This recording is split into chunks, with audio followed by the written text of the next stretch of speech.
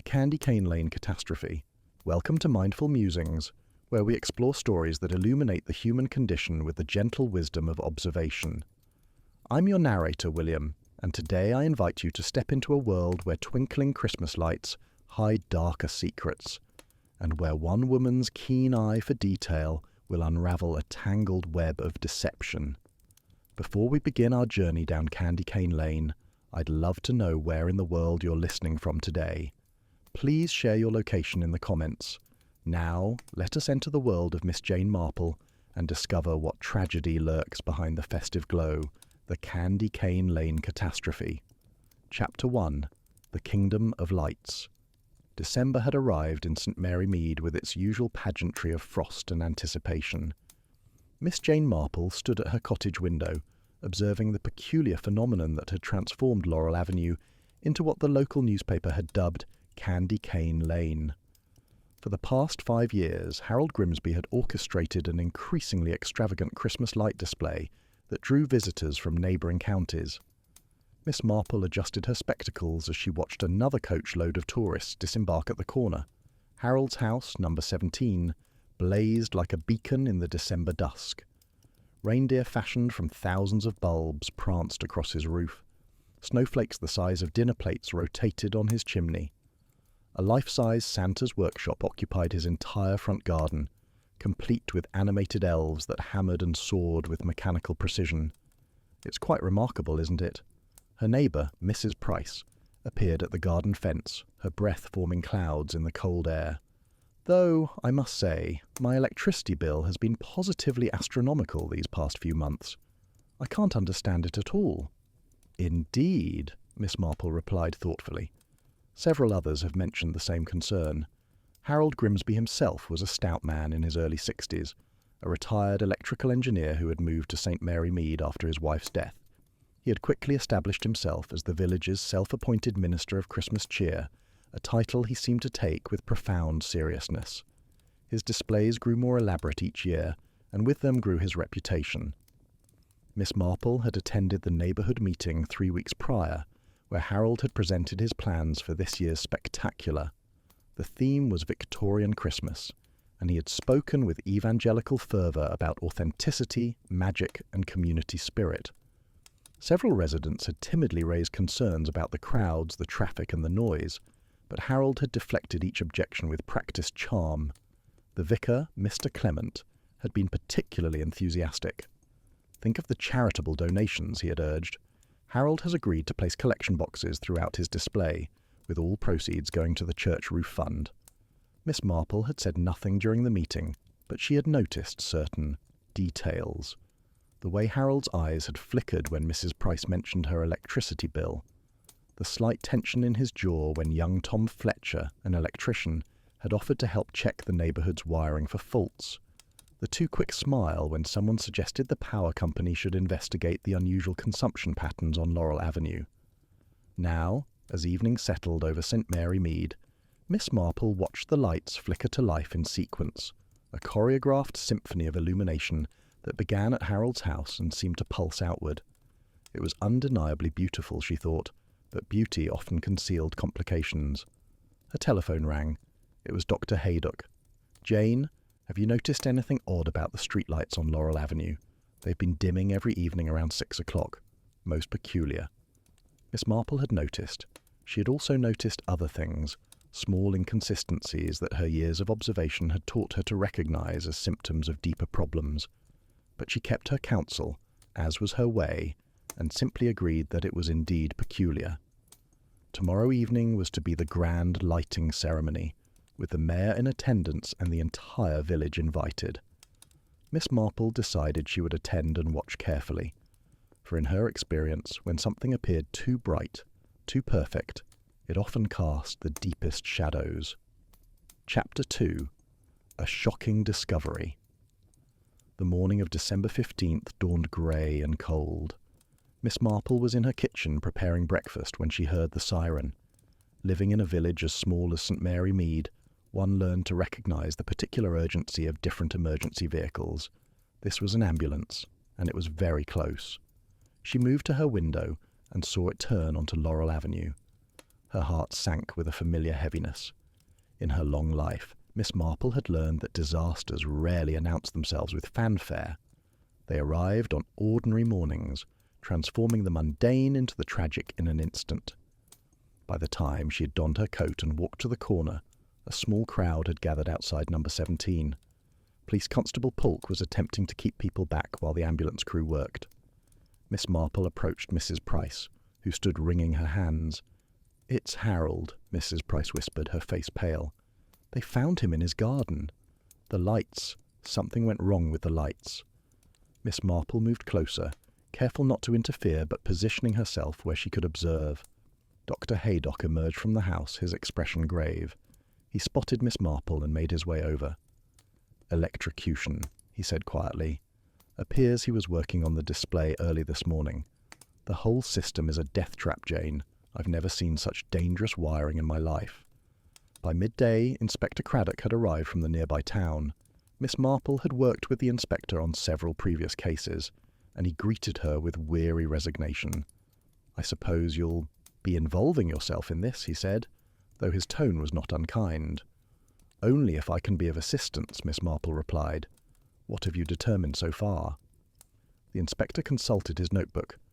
Harold Grimsby was found at 6:30 this morning by his neighbour Mr. Patterson, who was leaving for work.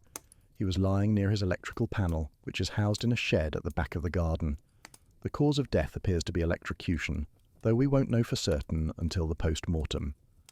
Miss Marple nodded. "Was he alone?" "As far as we know. The house was locked from the inside. It appears he went out early to make some adjustments to the display." That afternoon, Miss Marple accepted an invitation to tea at the vicarage. Mrs. Clement was clearly distressed by the news. "Such a tragedy," she said, pouring tea with trembling hands. And just before the grand ceremony, Harold was so looking forward to it.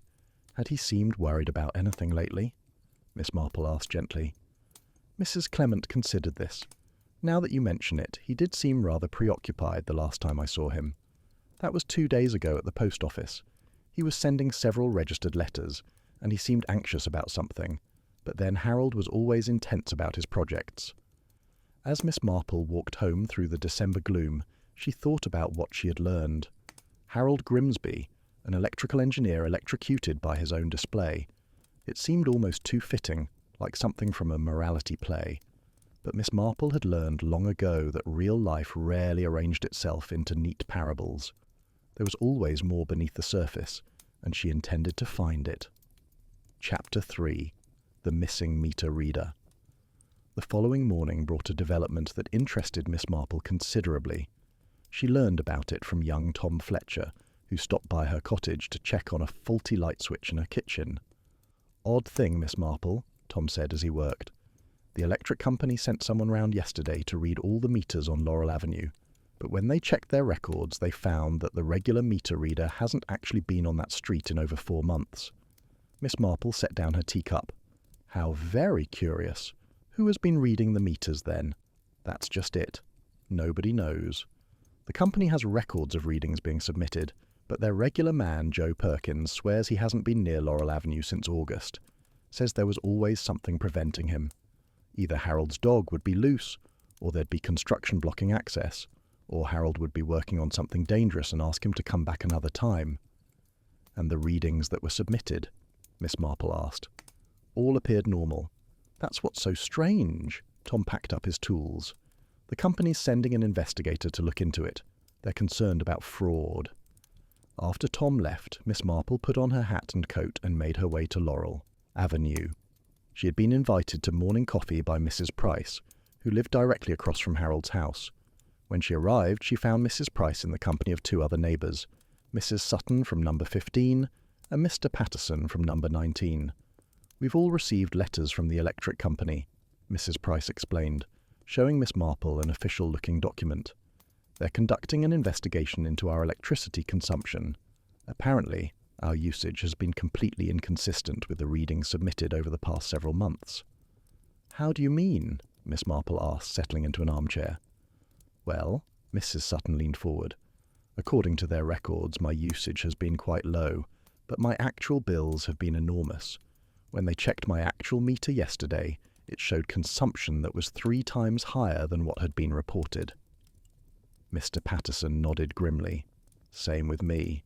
And what's more, they found evidence that my meter had been tampered with. Someone had been bypassing it somehow. Miss Marple's mind worked quickly. And you all live near Harold's house, directly adjacent, Mrs. Price confirmed. The investigator asked us all sorts of questions about Harold, whether we'd noticed him doing any work on the outside of our houses, whether he'd ever had access to our meter boxes. Had he? Miss Marple inquired. Mr. Patterson shifted uncomfortably. He did help me fix my garden gate last spring. Had to access the side of the house where my meter is located. I thought nothing of it at the time. The pieces were beginning to form a pattern in Miss Marple's mind, though she said nothing yet. She spent the next hour listening as the 3 neighbours shared their experiences. Each had noticed their bills rising over the past year. Each had assumed it was simply the cost of electricity increasing. None had thought to check their actual meters against the reported readings. That evening, Miss Marple received a visit from Inspector Craddock. "I thought you'd want to know," he said. "The post-mortem results are in. Harold Grimsby died of electrocution, as expected. But there's something odd.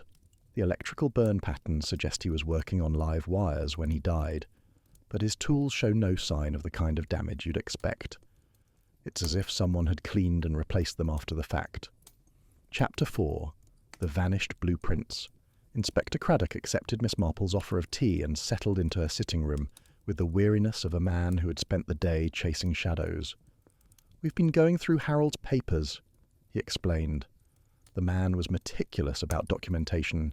He had files for everything, receipts dating back years, plans for every light display he'd ever created. But we can't find the blueprints for this year's setup. "Surely he must have had plans," Miss Marple said. "A display of that complexity would require careful planning." "Exactly. But there's nothing. No diagrams, no wiring, schematics, no electrical load calculations. For a man who documented everything, it's a glaring omission." Miss Marple pondered this. Perhaps he kept them elsewhere. "We've searched his house top to bottom, the shed where he died, his workshop, even his car. Nothing." The inspector paused. "There is one other thing. We found a safe deposit box key in his desk. I've arranged to open it tomorrow morning."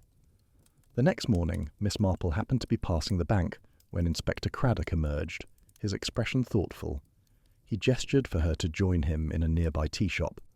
The box contained several interesting items. He said once they were seated. First, there was a ledger. It appears Harold was keeping meticulous records of something, but it's all in code. Numbers and abbreviations that mean nothing to us yet. Secondly, there was a series of photographs, all taken at night, showing the meters at various houses on Laurel Avenue. Very detailed close-up shots. And finally, there were copies of electricity bills for his neighbours. Not his own bills, mind you. Theirs. Bills showing consumption rates and costs dating back 18 months. Miss Marple stirred her tea slowly. That suggests he was monitoring something quite deliberately. "My thought exactly. But why?" The inspector consulted his notebook. "We also found a draft letter. Unsent. It was addressed to someone named Marcus Thornley. Do you know the name?" Miss Marple shook her head. "He's an electrical contractor from London." The letter was quite strange. It read, "M. The situation has become untenable. They're starting to ask questions. We need to discuss our arrangement. If you can't provide better equipment, I'll have no choice but to discontinue." "H. An arrangement," Miss Marple repeated softly. That evening, Miss Marple attended a gathering at the vicarage where several Laurel Avenue residents had assembled to discuss their electricity situation. Tom Fletcher was there, having been asked to explain the technical aspects. What the company discovered, Tom explained, is quite sophisticated. Someone had been using devices called current transformers to bypass the meters.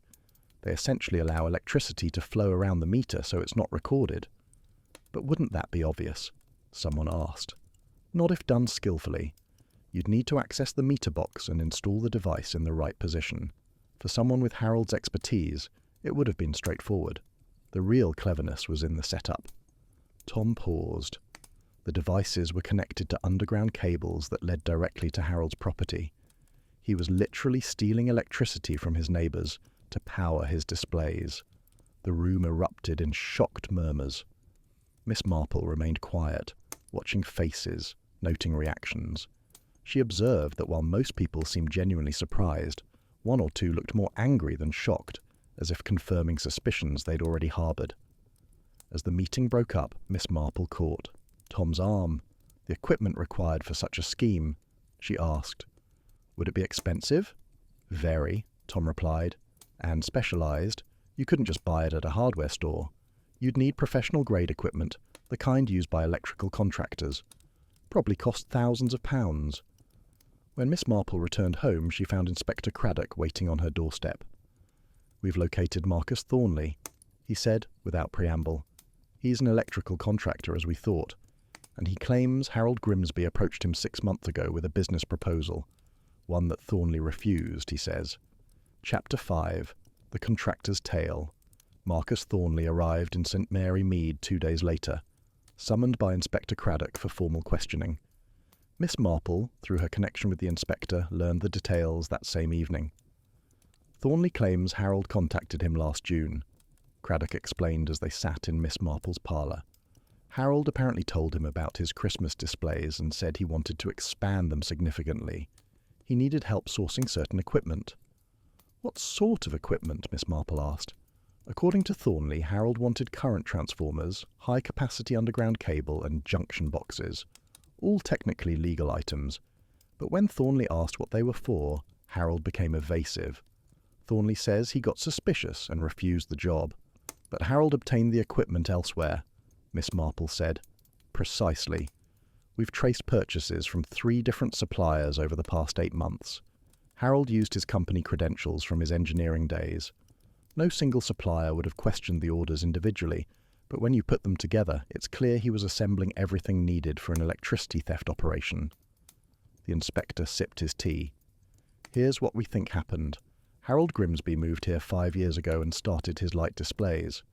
They were initially modest, powered entirely by his own electricity, but each year he made them more elaborate. Eventually the cost became prohibitive, so he decided to supplement his power supply illegally, Miss Marple said.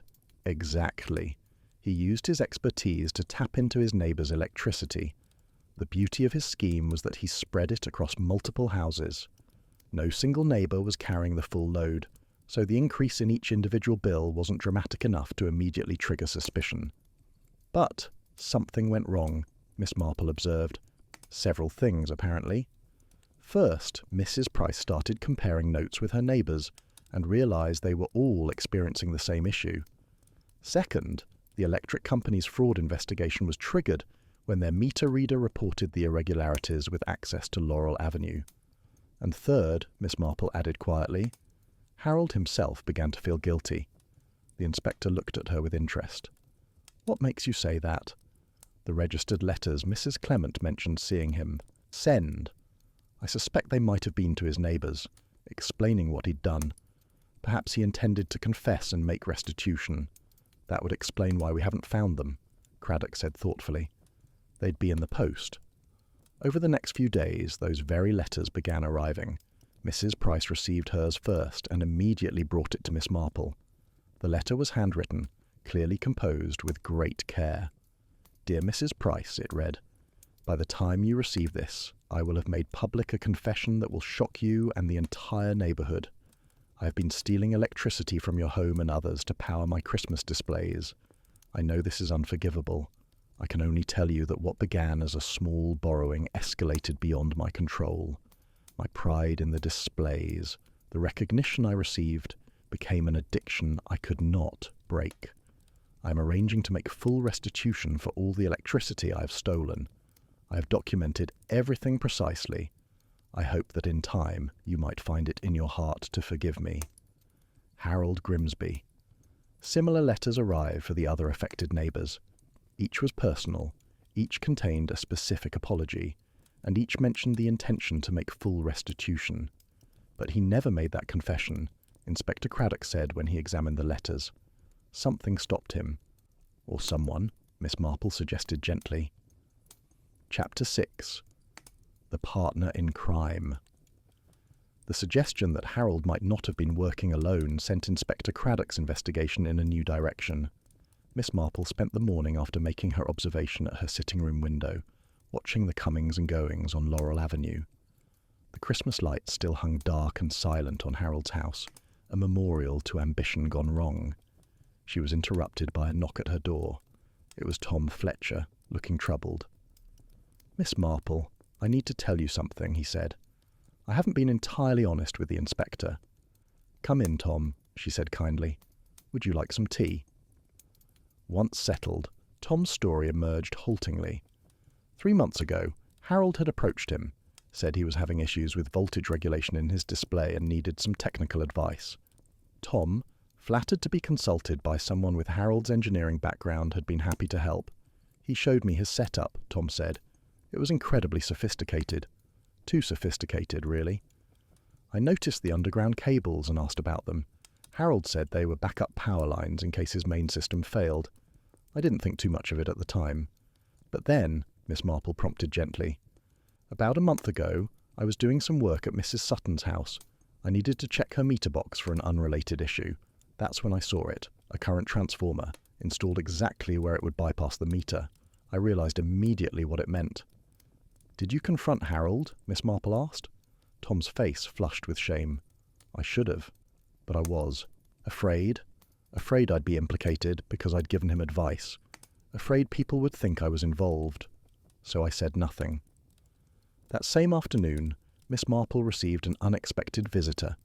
Mrs. Patricia Grimsby, Harold's sister from London, had come to St. Mary Mead to handle her brother's affairs. She was a thin, nervous woman in her late 50s, with the same intense eyes as her brother. "Inspector Craddock suggested I speak with you," she told Miss Marple. "He said you were helping with the investigation, and that you might help me understand what Harold was thinking." Miss Marple offered tea and listened as Patricia spoke of her brother. Harold had always been brilliant, she explained, but troubled. After his wife died, he'd become obsessed with creating something beautiful, something that would be remembered. "The Christmas displays gave him purpose," Patricia said, "but I noticed last year that he seemed anxious about money. When I offered to help, he refused quite sharply, said he had everything under control." "Did he mention anything about business arrangements?" Miss Marple asked. "Any partnerships or agreements?" Patricia frowned. "Actually, yes. About 8 months ago, he mentioned someone who was going to help finance the displays. A silent partner, he called it. Someone who believed in his vision. But he wouldn't give me a name. This was new information. Miss Marple shared it with Inspector Craddock that evening. A silent partner." The inspector mused. Someone with a financial interest in Harold's displays. But why? "Perhaps," Miss Marple suggested, "the displays themselves weren't the true purpose. They were merely cover for something else." The next morning brought another revelation. The electric company's investigator, Mr. Davies, requested a meeting with Inspector Craddock. Miss Marple was invited to attend. "We've completed our analysis of the electricity theft," Davies explained, spreading documents across the table. "The total amount stolen over the past 18 months was approximately £40,000 worth of electricity." A collective gasp went around the room. "But here's what's interesting," Davies continued. "Harold's displays, elaborate as they were, couldn't possibly have consumed that much power. We've calculated that his lights used perhaps £15,000 worth at most. The question is, where did the rest go?" Inspector Craddock leaned forward intently. "You're saying Harold was stealing more electricity than he was using, considerably more, which suggests he was providing power to something else. Someone else." Chapter 7. The Cryptocurrency Connection. The breakthrough came from an unexpected source. Tom Fletcher, still anxious to redeem himself for his earlier silence, spent an evening examining Harold's property more carefully. What he discovered sent him rushing to Miss Marple's cottage the next morning. "I found something in Harold's garage," he said breathlessly, hidden behind the Christmas decorations. "Computer servers, Miss Marple. 4 large machines, all running, all connected to power cables that trace back to the same underground system that fed his lights." Miss Marple didn't pretend to understand computers, but she understood enough to know this was significant. She telephoned Inspector Craddock immediately. By afternoon, a computer forensics expert had arrived from London.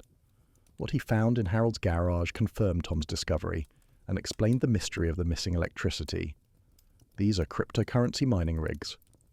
The expert, a young man named Dr. Stevens, explained to the assembled group. They're used to generate digital currency. The process requires enormous amounts of computational power and consequently enormous amounts of electricity. Running 4 machines like these 24 hours a day would consume approximately £25,000 worth of electricity annually. So, Harold wasn't just stealing electricity for his Christmas lights, Inspector Craddock said. He was running a cryptocurrency mining operation. More than that. Dr. Stevens pointed to his computer screen. Based on the records I've found on these machines, this operation has been running for nearly 2 years, not just 18 months. And the cryptocurrency generated has been transferred to multiple wallets. How much are we talking about? The inspector asked. Based on current exchange rates, approximately £300,000 worth. The room fell silent. This was no longer a case of a man stealing electricity for Christmas lights.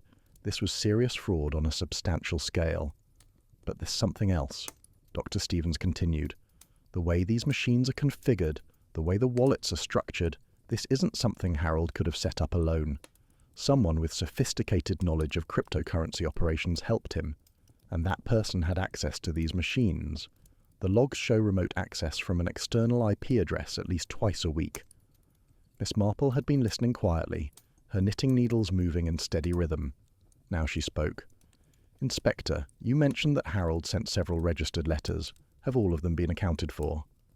Craddock consulted his notes. We've confirmed letters to the 5 neighbours whose electricity he stole.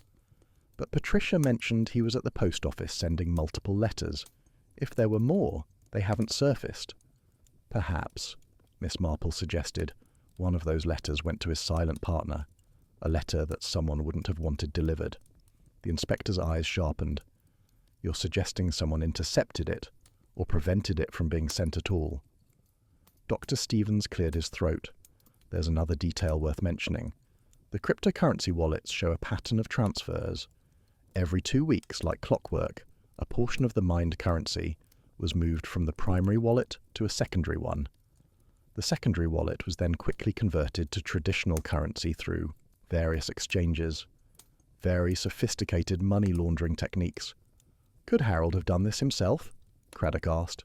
Possible, but unlikely. Dr. Stevens adjusted his glasses. This level of financial manoeuvring requires expertise Harold didn't have.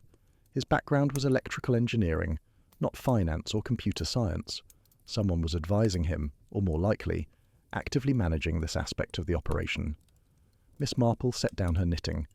Dr. Stevens, these remote access logs you mentioned, can you determine what was done during those sessions? To some extent, yes. Dr. Stevens pulled up another screen.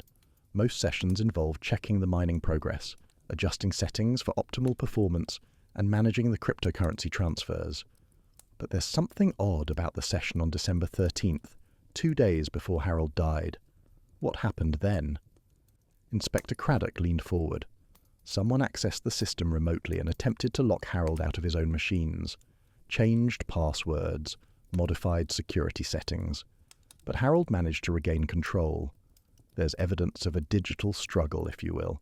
Back and forth access attempts over a period of about 3 hours. A power struggle, Miss Marple observed. Someone trying to take complete control of the operation. And failing, Dr. Stevens confirmed. Harold won that particular battle. He reset everything and changed all the access codes. Whoever had been remotely managing the system was locked out completely after that. That evening, Miss Marple invited Patricia Grimsby for tea. The conversation turned to Harold's final days. Did your brother seem frightened? Miss Marple asked gently. Patricia considered this. Not frightened exactly. More conflicted. The last time we spoke, 3 days before he died, he said something odd. He said he'd made a deal with someone who turned out to be more dangerous than he'd realized. He said he needed to make things right before it was too late. Did he mention names? No. But he did say this person had been to his house, had seen the operation, as he called it. I didn't understand what he meant at the time. Patricia paused, tears welling in her eyes. He also said something about being trapped in a web of his own making, that he'd let greed blind him to the character of the person he'd partnered with. Miss Marple offered a handkerchief. Did Harold keep a diary or journal? He used to, years ago.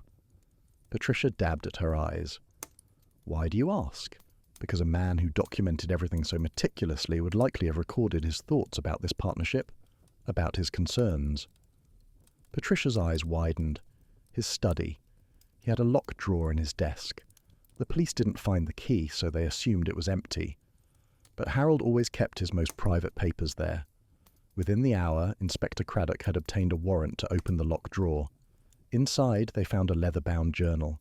Harold's neat handwriting filled page after page, documenting his descent into criminality and his growing fear of his partner.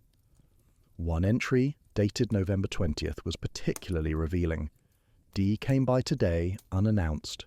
He was angry about my decision to scale back the operation. Said I was being foolish, that we were sitting on a gold mine. When I insisted, he became threatening. Mentioned how exposed I am, how everything could be traced back to me. He's right, of course. I've been the fool. The equipment is in my name. The stolen electricity is from my neighbours. If this comes out, I'm the one who goes to prison. D has covered his tracks brilliantly. I'm beginning to wonder if that was his intention all along. Miss Marple set down her teacup. Mrs. Grimsby, I believe your brother was trying to end his partnership with someone who had considerably more to lose than he did. Someone who saw Harold's confession letters as a threat to their own freedom. Chapter 8. The Remote Access. Dr. Stevens, the computer forensics expert, remained in St. Mary Mead longer than initially planned. What he was discovering in Harold's computer records warranted careful examination. He set up a temporary workspace in the village hall, where Inspector Craddock and Miss Marple joined him for daily briefings. The remote access I mentioned, Stevens began, displaying a complex array of data on his laptop screen. I've traced it to a location in London, specifically to an office building in Shoreditch. The IP address is registered to a technology consulting firm called Vertex Solutions. Do we know who at Vertex was accessing Harold's system? Craddock asked. That's where it gets interesting. Stevens pulled up another screen. Vertex Solutions has only 3 employees. 2 are administrative staff. The third is the owner and lead consultant, a man named Daniel Rothman. And here's the connection. Rothman has an engineering degree from the same university Harold attended. They were there at the same time. Old university friends, Miss Marple murmured. How convenient for a partnership. I've pulled Rothman's financial records with a warrant, Stevens continued. He's been living well beyond his apparent means. His consulting business shows modest income, but he's purchased a flat in Mayfair, drives an expensive car, and takes frequent holidays abroad. All within the past 18 months. The timeline matches the cryptocurrency operation. Craddock noted. Precisely. And there's more. Stevens opened another file. I've analysed the cryptocurrency transactions in detail. The mined currency was being split between 2 wallets. One was in Harold's name, but he barely touched it. The other wallet has been actively converted to traditional currency and spent.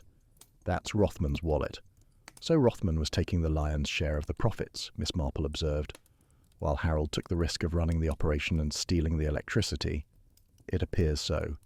But there's evidence Harold was growing uncomfortable with the arrangement. I found encrypted emails between them dating back 3 months. Harold wanted to shut down the operation. Rothman was pressuring him to continue.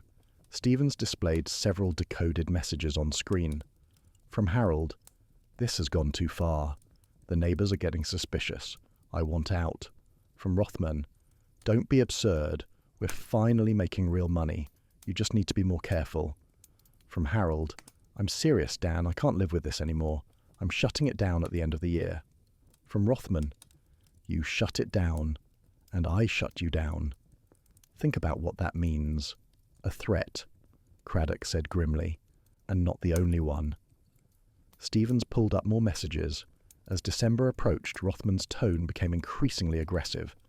On December 10th, he wrote, "You're not thinking clearly. Remember who set this up. Remember who has the technical knowledge. You need me more than I need you. If you try to end this, I'll make sure you take the fall alone. Miss Marple's needles paused. That's quite explicit. A man feeling cornered. The inspector immediately dispatched officers to London to bring Rothman in for questioning. Meanwhile, Miss Marple requested a meeting with Tom Fletcher. Tom, you mentioned you were at Harold's house a month ago. Can you recall exactly when? Tom consulted his work diary. It was November 14th. Why? And was Harold alone? Actually, no. There was another man there. Harold introduced him as a friend from London, Daniel something. They seemed to be having quite an intense discussion when I arrived. It got quiet when they saw me. What did this Daniel look like? Tall, maybe 40 years old, well-dressed, very confident manner. He looked at the Christmas lights like they were amusing rather than impressive, if you know what I mean. Miss Marple did know. It was the look of someone who saw the displays not as art, but as camouflage for something more lucrative. Did you overhear any of their conversation? Tom thought carefully. Just fragments. Harold was saying something about not being able to sleep, about the guilt eating at him. Daniel, he told him to pull himself together, that they were too far in to back out now. Then they noticed me, and changed the subject. That evening, Daniel Rothman was brought to St. Mary Mead for questioning. He arrived with a lawyer, impeccably dressed and projecting calm confidence. But Miss Marple, watching from her cottage window as he was escorted into the village police station, noticed the tightness around his eyes. The next morning, Inspector Craddock briefed Miss Marple on the interview results over tea in her parlour. He's clever, Craddock said wearily. Very clever. Admits to knowing Harold from university. Admits they reconnected 18 months ago at a reunion. Even admits to knowing about the cryptocurrency operation. But claims innocence, Miss Marple surmised. Precisely. Says Harold approached him for advice on setting up a mining operation. Rothman claims he explained the electricity requirements and warned Harold it would be expensive. When Harold mentioned he had a way to get free electricity, Rothman says he assumed Harold had negotiated some kind of deal with the power company, or had solar panels or something legitimate. Convenient assumption, Miss Marple remarked dryly. That's what I said. Craddock consulted his notes. Rothman admits to providing remote technical support, but claims he was just helping an old friend. Says Harold was generous with the profits, and would transfer cryptocurrency to him as payment for his assistance. Has no documentation, of course, and the threatening emails. That's where his story gets interesting. Rothman claims the emails have been misinterpreted. He says Harold was talking about shutting down the operation because he was depressed, not because of guilt. Rothman says he was trying to keep Harold motivated and prevent him from making rash decisions during what he calls a mental health crisis. The lawyer beside him kept nodding. Craddock continued with frustration, kept saying that Rothman was trying to be supportive, that telling someone not to make impulsive decisions isn't a threat. Dr. Stevens was present during the questioning. What did he think? He pointed out several technical details that suggest Rothman was far more involved than he claims. The mining rigs were configured in a very specific way, using techniques that Rothman has written about in industry publications. The wallet structure, the money laundering methods, all bear Rothman's fingerprints. But fingerprints aren't proof in court, Miss Marple said. No, and Rothman knows it. He's counting on the fact that Harold is dead and can't contradict his version of events. Miss Marple was quiet for a long moment, her blue eyes thoughtful. Inspector, has anyone checked Harold's phone records thoroughly? Not just who he called, but text messages, photos, anything stored on the device. We retrieved his phone from his house. Standard examination showed the calls we already knew about. Why? Because Harold documented everything. If he was feeling threatened by Rothman, if he suspected Rothman was setting him up to take all the blame, he might have kept evidence. Craddock immediately called Dr. Stevens, who performed a deeper forensic analysis of Harold's phone. What he found was remarkable. Harold had been secretly recording his conversations with Rothman. Stevens explained that evening. Using a voice recording app, there are 7 recordings dating back to October. What do they contain? Miss Marple asked. Everything we need. Stevens played one of the recordings. Rothman's voice came through clearly. The beauty of this setup is that everything traces back to you. Your house, your neighbours, your name on the equipment purchases. I've made sure my involvement is invisible. If this goes south, you're the one holding the bag, not me. Another recording captured Rothman discussing the splitting of profits. I take 70%, you get 30. That's fair, considering I'm the one with the brains here. You're just the location and the electricity source. But the most damning recording was from December 13th, the day Harold locked Rothman out of the computer system. You can't lock me out. Rothman's voice was angry. This is my operation. I built it. You're just the front. Harold's voice tired but firm. It's over, Dan. I'm done being your puppet. I'm going to confess everything. Rothman's response was chilling. You confess, and I'll make sure you don't live to testify. Think I'm joking. Try me. The room was silent after Stephen stopped the playback. Well, Inspector Craddock said quietly, I think we have enough to charge Mr. Rothman with conspiracy to commit fraud at minimum, and possibly with murder. Chapter 9. The Final Illumination. Daniel Rothman's interview lasted 6 hours. Inspector Craddock emerged exhausted but triumphant. Miss Marple had been asked to join him in the inspector's temporary office at the police station. He's good, Craddock admitted. Very controlled, very careful. Admits to knowing Harold from university. Admits they reconnected 18 months ago. Even admits to knowing about the cryptocurrency operation. But, Miss Marple prompted, he claims it was all Harold's idea. Says Harold approached him for technical advice on setting up the mining operation. Swears he repeatedly warned Harold that stealing electricity was illegal and that he wanted no part of it. He says the remote access to Harold's computers was merely to provide technical support, nothing more, and the money in his account. Harold's gift, apparently. Rothman claims Harold was generous with his cryptocurrency earnings, sharing them with an old friend who'd helped him with technical problems. He has no documentation of this, of course, but he maintains it was all voluntary. Very convenient, Miss Marple said dryly. And the threatening emails. Rothman says they've been taken out of context. He claims he was trying to persuade Harold not to do something rash, not threatening him. His lawyer is already arguing that the encryption makes the true meaning ambiguous. Craddock sighed. The problem is, we can prove Rothman benefited from the operation. We can prove he had technical knowledge of it. But can we prove he was an active partner in planning it? Can we prove he murdered Harold? That's considerably more difficult. Miss Marple was quiet for a moment, her fingers steepled together. Inspector, what do we know about Harold's movements on the night he died? He was working on the display, according to his sister.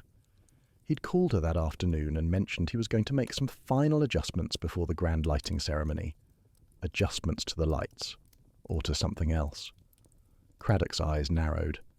You think he was dismantling the cryptocurrency operation? I think it's possible, Miss Marple said. What if Harold had decided to go through with his confession regardless of Rothman's threats? What if he was not? Just writing letters, but actively taking steps to end the illegal operation.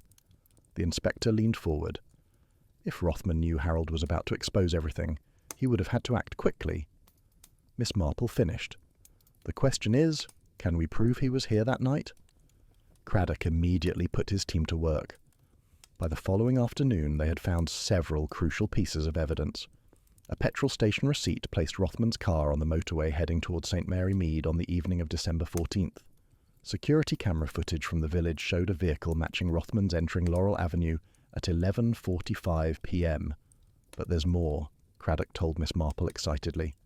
We've found Harold's mobile phone records. He made a call to Rothman at 11:30 that night. The call lasted 3 minutes. What did they discuss? Miss Marple wondered aloud. We may never know. But I can guess. Harold was dismantling the mining operation. He called Rothman to tell him it was over. Rothman, seeing his income stream disappearing, drove down immediately. To stop him, Miss Marple said, by any means necessary. The forensic evidence supported this theory. The electrical shed where Harold died showed signs of a struggle that the initial investigation had missed. Scuff marks on the floor, a broken bulb, and most tellingly, 2 sets of fingerprints on the electrical panel, Harold's and an unidentified set.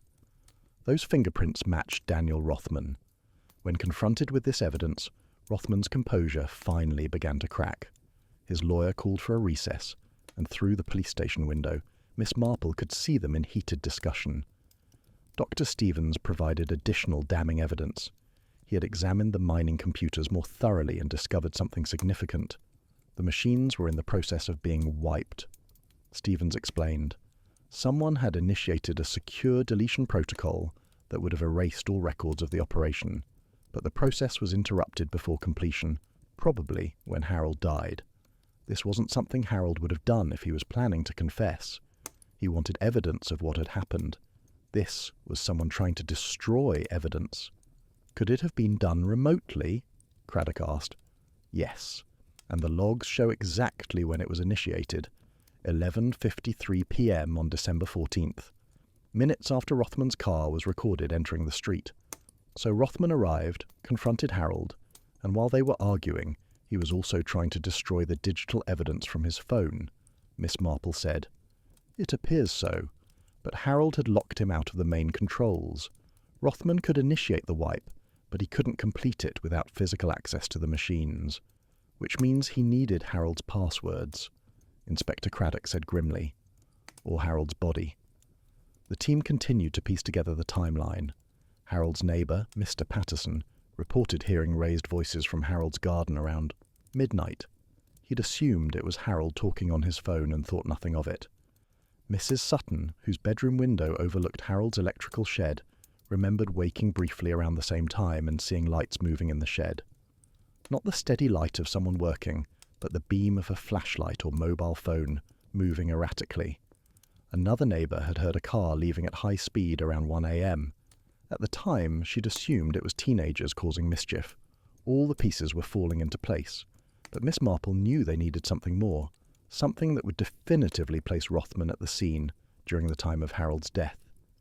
Inspector, Miss Marple said thoughtfully. Harold was found early the next morning. Did anyone check the timestamp on his smartwatch? His smartwatch. Craddock looked puzzled. Many modern watches track health data continuously. Heart rate, movement, that sort of thing. If Harold was wearing one when he died, it might tell us precisely when his heart stopped beating. Craddock immediately sent someone to retrieve Harold's personal effects. Sure enough, Harold had been wearing a fitness tracker. Dr. Stevens downloaded the data. This is extraordinary, Stevens said, studying his screen. Harold's heart rate shows normal patterns up until 11:59 p.m. Then there's a spike, probably from the argument and physical confrontation. At 12:13 a.m. his heart rate spikes dramatically to over 160 beats per minute. The moment of electrocution, Craddock said. Yes. And here's what's interesting. The watch also has a motion sensor. It shows Harold stumbling, falling, then no movement at all. But the watch continued recording. At 12:21 a.m. there's a period of movement, but not from Harold. Someone was moving his body. Positioning it, Miss Marple said quietly, making it look like an accident. The watch shows more movement over the next hour. Someone was in that shed, moving around, probably staging the scene. At 1:15 a.m. the movement stops. That's when Rothman left. Inspector Craddock stood abruptly. That's enough. Between the fingerprints, the digital evidence, the timeline, and the recordings Harold made, we have more than enough to charge Rothman with murder. He called to his sergeant. Bring him back in, and this time make sure he understands the gravity of his situation.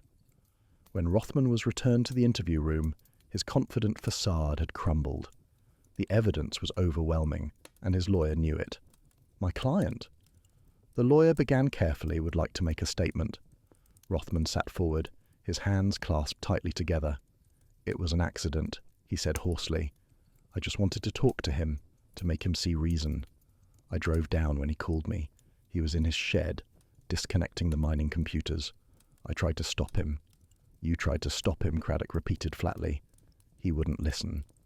Rothman's voice rose. He said he was done, that he didn't care what happened to him anymore, that he was going to the police, was going to tell them everything. I told him he was destroying both our lives. We argued. It got physical. And then he shoved me. I shoved back. He stumbled toward the electrical panel. I reached out to grab him, to pull him back, but Rothman's voice broke. But I pushed him instead, pushed him right into the live wires. So you killed him, Craddock said. It was an accident, I swear. But when I saw him lying there, I panicked. I knew how it would look. I thought if I could make it look like he'd been working on the display and had an accident himself, no one would suspect. So I positioned him, arranged the scene. I tried to wipe the computers remotely, but I couldn't get full access. You spent an hour staging a crime scene, Miss Marple said softly. That's not panic, Mr. Rothman. That's calculation. Rothman met her gaze and saw no mercy there. You're right, he admitted finally. I was protecting myself. Harold was going to ruin everything. All the money, the lifestyle I'd built. I couldn't let him do that. The room fell silent. Inspector Craddock signalled for his constables. Daniel Rothman, I'm arresting you for the murder of Harold Grimsby. Chapter 10. The Truth Behind the Lights. The village hall was packed for what the locals were calling the Revelations meeting. Inspector Craddock had agreed to Miss Marple's suggestion that the community deserved to understand what had truly happened. Daniel Rothman sat in handcuffs, flanked by 2 constables, his lawyer beside him. Miss Marple stood before the assembly, her quiet voice somehow carrying to every corner of the room. This case began with Christmas lights, she said. Beautiful, elaborate displays that brought joy to many and drew visitors from miles around. But like many things that appear purely innocent, these lights concealed a darker purpose. She explained, step by step, how Harold Grimsby had started with genuine enthusiasm for Christmas displays, how the costs had mounted, how he'd made the fateful decision to steal electricity from his neighbours, telling himself it was just a small borrowing that harmed no one significantly. But then he met Daniel Rothman again, an old university friend with technical expertise and fewer scruples. Rothman saw an opportunity. If Harold was already stealing electricity, why not use it for something more profitable than Christmas lights? Why not cryptocurrency mining? Chapter 10. The Truth Behind the Lights. The village hall was packed for what the locals were calling the Revelations meeting. Inspector Craddock had agreed to Miss Marple's suggestion that the community deserved to understand what had truly happened. Daniel Rothman sat in handcuffs, flanked by 2 constables, his lawyer beside him wearing the resigned expression of someone who knew the battle was lost. Miss Marple stood before the assembly, her quiet voice somehow carrying to every corner of the room. The residents of St. Mary Mead, many, of whom had been Harold's neighbours and friends, watched with a mixture of grief and fascination. This case began with Christmas lights, she said. Beautiful, elaborate displays that brought joy to many and drew visitors from miles around. But like many things that appear purely innocent, these lights concealed a darker purpose. She explained, step by step, how Harold Grimsby had started with genuine enthusiasm for Christmas displays, how the costs had mounted, how he'd made the fateful decision to steal electricity from his neighbours, telling himself it was just a small borrowing that harmed no one significantly. But then he met Daniel Rothman again, an old university friend with technical expertise and fewer scruples. Rothman saw an opportunity.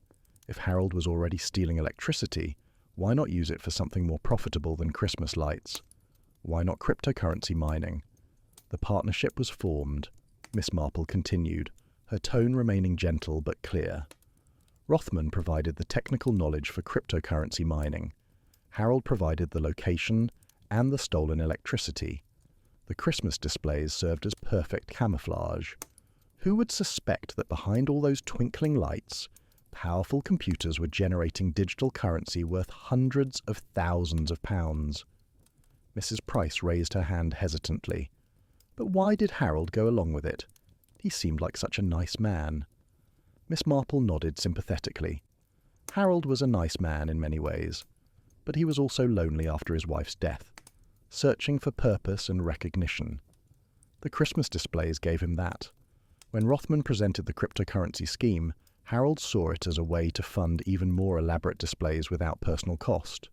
He rationalized it as victimless. After all, the electricity was already being stolen. Why not make better use of it?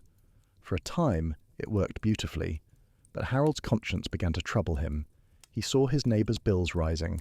He heard their complaints. He heard Mrs. Price worrying about being able to afford heating in winter. The man who'd started this for love of Christmas found himself trapped in a criminal enterprise far beyond anything he'd intended. Inspector Craddock stood, taking over the narrative. Harold Grimsby made a decision in early December to end the operation. He began writing confession letters to his neighbours. He contacted a solicitor about how to make proper restitution, and on the night of December 14th, he began physically dismantling the cryptocurrency mining computers. But Daniel Rothman had far more to lose. His entire lifestyle was funded by this scheme. The expensive flat, the car, the holidays abroad, all were built on Harold's stolen electricity and Harold's willingness to take the risks. If Harold confessed, Rothman would face serious criminal charges and financial ruin. Miss Marple resumed her account. On that night, Harold called Rothman to inform him the operation was ending. Harold was, at that very moment, disconnecting the mining computers in his garage. Rothman drove down from London in a panic. He arrived near midnight. We believe Rothman went directly to Harold's electrical shed, where Harold was working to disconnect the stolen power lines. An argument ensued. We found evidence of a struggle, scuff marks on the floor, a broken light bulb, signs of physical confrontation. In the confrontation, Rothman pushed Harold into the live electrical panel, electrocuting him. Harold's fitness tracker recorded the exact moment, 12:13 a.m. on December 15th. His heart stopped almost immediately.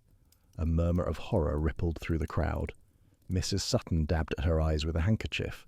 But Rothman didn't leave. Inspector Craddock continued, his voice hard. He spent the next hour staging the scene to look like an accident. He positioned Harold's body to suggest he'd been working on the Christmas display when he was accidentally electrocuted. He arranged tools. He even attempted, unsuccessfully, to wipe the cryptocurrency computers remotely to destroy evidence. The watch Harold was wearing recorded all of this, the movement of his body being repositioned, the activity in the shed as Rothman created a false narrative. At 1:15 a.m., Rothman finally left, driving back to London at high speed. Miss Marple looked directly at Rothman, who sat with his head bowed. Mr. Rothman has admitted to these actions. Though he claims the death itself was accidental, the result of a shove during an argument, the subsequent hour he spent staging the scene demonstrates clear consciousness of guilt. But there's more to this story, Miss Marple said, turning back to the assembly. We found recordings Harold had made of his conversations with Rothman over the past several months. Harold knew he was being manipulated. He knew Rothman had structured the operation so that all evidence pointed to Harold alone. In one recording, Rothman explicitly stated that Harold would take the fall if anything went wrong. Dr. Stevens stood and addressed the crowd. I've analysed all the computer records. The cryptocurrency operation generated approximately £300,000 over 2 years. Of that, Rothman took roughly 70%. Harold's share largely remained untouched in his wallet. He barely spent any of it. Tom Fletcher raised his hand. Why not? If he was going to all this trouble, why not at least benefit from it? Miss Marple smiled sadly, because spending it would have made it real. As long as the cryptocurrency remained in digital form, Harold could pretend it wasn't quite real money. He could maintain the fiction that he was still essentially a good person who'd made a small mistake. The moment he converted it to pounds and spent it, he would have to confront what he'd truly become: a thief and a fraud. Patricia Grimsby, who'd been sitting silently in the back row, spoke up, her voice trembling. My brother was a good man, who made terrible choices. He was trying to make amends. He was trying to do the right thing in the end. He was. Miss Marple agreed gently. And that's what cost him his life. Daniel Rothman couldn't allow Harold to confess, because Rothman had no intention of making amends. He wanted to continue profiting from the scheme indefinitely. Rothman's lawyer whispered urgently in his ear, but Rothman waved him away.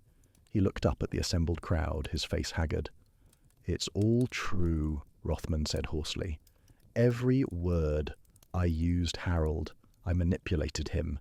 When he tried to do the right thing, I killed him to protect myself. Not intentionally, perhaps, but the result is the same. Harold is dead because of me. The room erupted in shocked murmurs. Inspector Craddock signalled for his constables to remove Rothman, who went without resistance. As the crowd slowly dispersed, each person processing the revelations in their own way, Miss Marple remained by the window, looking out at Harold's dark house. The Christmas lights, once so bright, would never shine again. Later that evening she sat in her cottage with a cup of tea, reflecting on the case. The vicar stopped by, troubled by what he'd learned. "It seems such a waste," he said sadly. "If Harold had only come to us, to the church, to his friends, we could have helped him. We could have found a way to make restitution without all this tragedy." Miss Marple nodded gently. "Pride is a terrible burden, Vicar. Harold wanted to be remembered for creating something beautiful, something that brought joy. When that ambition led him into theft, he couldn't bear to admit his failure. He thought he could manage it, control it, keep it contained, but moral compromises rarely stay contained." The vicar sighed, and Rothman saw Harold's weakness and exploited it ruthlessly. Yes, people like Rothman are predators. They seek out those who've already compromised themselves in small ways and push them toward greater compromises. Harold thought he was in control of the situation, but from the beginning, Rothman was orchestrating everything. The vicar left soon after, and Miss Marple resumed her knitting. Outside, Laurel Avenue was quiet and dark. The tourists had stopped coming. The neighbours were left to process the betrayal of a man they trusted, the violation of their homes and finances, and the violence that had ended his life. As she worked, Miss Marple thought about the patterns she'd observed over her long life. Human nature, she'd learned, was remarkably consistent. People made poor choices for understandable reasons. Good intentions became corrupted by pride, by greed, by the desire for recognition and importance. And sometimes, tragically, those corruptions led to death. The Candy Cane Lane catastrophe had revealed uncomfortable truths about ambition, about the costs of maintaining appearances, and about how easily small deceits could escalate into serious crimes. Harold had begun with Christmas lights and ended with cryptocurrency fraud. One theft had enabled another, larger theft, which had made him vulnerable to manipulation by a man with no conscience.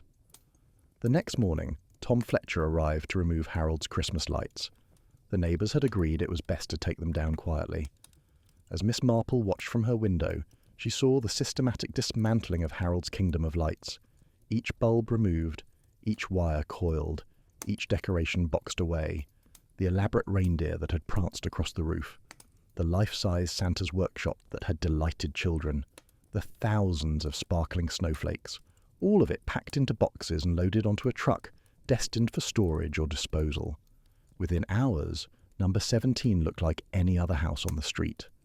The transformation was complete. The magic was gone, replaced by ordinary reality. The house that had blazed with light now stood dark and empty, waiting for the estate to be settled and new owners to bring it back to life. Miss Marple set down her knitting and went to her garden. The December frost had touched her roses, but there were still a few hardy blooms struggling toward the weak winter sun. She tended them carefully, appreciating their simple beauty, their honest attempt to survive in difficult conditions. Unlike Harold's elaborate displays, these roses required no deception, no theft, no compromise of principle. They were what they appeared to be, nothing more, nothing less. They drew their sustenance from soil and sun and rain, not from their neighbours' stolen resources. And because of that, there was an integrity to their beauty that Harold's displays, for all their brilliance, had never possessed. That afternoon, Mrs. Price visited, bringing news that the electric company would be crediting all the affected neighbours for their stolen electricity. Harold's estate would cover the costs. There was even talk of the cryptocurrency remaining in Harold's wallet being seized and distributed as additional restitution. "So, something good may come of this after all," Mrs. Price said hopefully. "At least we'll be compensated for what was taken from us." "Perhaps," Miss Marple replied, "though the best good would have been for it never to have happened at all. Money can repay monetary theft, but it cannot restore the sense of safety and trust that was violated." Mrs. Price nodded sadly. "I keep thinking about all those evenings I invited Harold in for tea. How friendly he seemed, how enthusiastic about his displays. And all the while, he was stealing from me. From all of us. It makes you wonder who you can trust." Miss Marple poured more tea. "I understand that feeling. But remember, Mrs. Price, Harold was genuinely conflicted. His letters showed real remorse. He was trying to make amends. Most people are not wholly good or wholly bad. They're complicated mixtures, capable of both kindness and cruelty, sometimes simultaneously. As December deepened toward Christmas, St. Mary Mead slowly returned to its rhythms. The case was closed. Daniel Rothman awaited trial for manslaughter and fraud. Harold Grimsby was buried quietly, with only his sister and a handful of neighbours in attendance, including Miss Marple, who believed that even flawed people deserved to be mourned. Standing in the cold churchyard as the vicar read the committal, Miss Marple thought about the man whose ambition had led him so far astray. Harold had wanted to create joy, to be remembered, to matter. In the end, he would be remembered, but not as he'd hoped. His legacy was one of deception and tragedy. She hoped that somewhere, somehow, he had found the peace that had eluded him in life. That evening, as she sat by her fire with her knitting, the vicar's wife brought round a request. Several families on Laurel Avenue wanted to organise a modest Christmas light display for the children. Nothing elaborate, nothing commercial. Just simple decorations to bring back some holiday cheer to the street that had lost its sparkle. Would Miss Marple advise them on appropriate restraint? She smiled warmly. Of course, though I suspect you don't need my advice. The key is simplicity and sincerity. Let each family contribute what they're comfortable with. No competition, no pressure. Just genuine expressions of holiday spirit. And so, as Christmas approached, Laurel Avenue glowed again, but differently this time. Not with the blazing intensity of Harold's displays, but with gentle, honest light. Each house contributed according to their means and preferences. Some had just a simple string of white lights along the roofline. Others had a modest wreath with candles in the windows. One family had a small illuminated tree in their front garden. The beauty was in the collective effort, not individual glory. No single house tried to outshine the others. There were no tourists, no crowds, no coaches full of spectators, just neighbours, enjoying the simple pleasure of shared celebration. Miss Marple, observing from her window with approval, felt this was exactly as it should be. Community built on truth, beauty achieved through cooperation, light shared freely without hidden costs or stolen resources. The Candy Cane Lane catastrophe had taught St. Mary Mead a valuable lesson. The most brilliant lights could cast the darkest shadows. Ambition unchecked by conscience could lead to destruction. But simple, honest illumination, the kind that came from genuine community spirit rather than individual ego, revealed the world as it truly was, in all its imperfect beauty. And that, Miss Marple reflected, as she resumed her knitting, the needles clicking in their familiar rhythm, was quite bright enough. More than bright enough, in fact. For the truest light came not from thousands of stolen watts powering elaborate displays, but from the modest choices of good people trying to do right by each other, one small kindness at a time. Outside, snow began to fall softly on Laurel Avenue, covering Harold's dark house with a blanket of white, nature's way of making all things clean again, if only temporarily. Tomorrow would bring new challenges, new complications, but tonight St. Mary Mead rested in the gentle glow of honest light, and that was enough. The end.